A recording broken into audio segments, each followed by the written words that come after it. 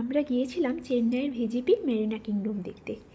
আমি, আমার বর, আমার ননদ আর আমার বেবি, 4 জন মিলে। অসম্ভব সুন্দর একটা জায়গা।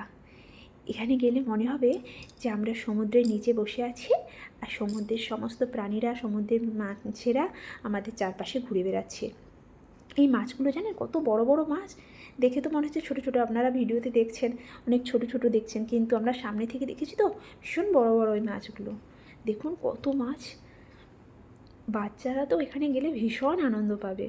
আমার বাচ্চা তো অনেক ছোট ছিল, আমরা কয়েক মাস আগে গিয়েছিলাম, তো ও সেরকম কিছু বোঝেনি। তো এখানে বাচ্চারা গেলে ভীষণ খুশি হবে।